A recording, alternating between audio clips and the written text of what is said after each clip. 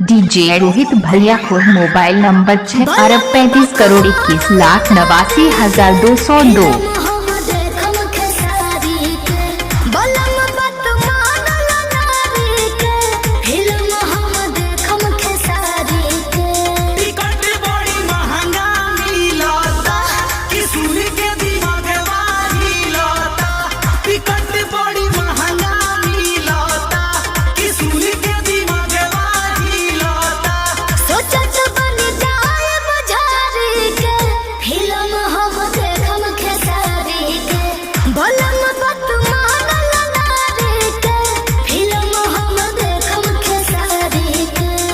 DJ आराधना बाबू खोहर।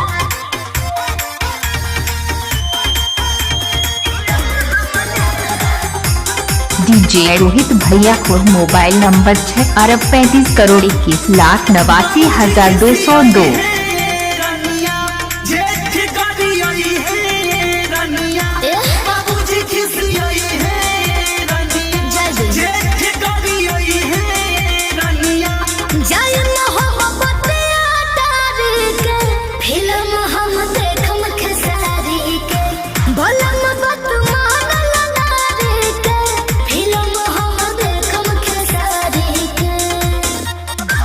DJ आराधना बाबू खोहर।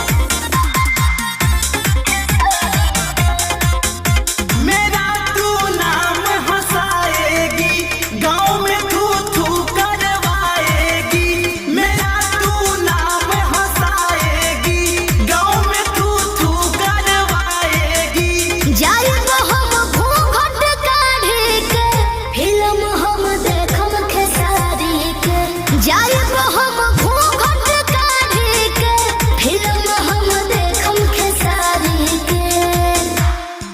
DJ Rohit भैया को मोबाइल नंबर 6,35,81,82,202।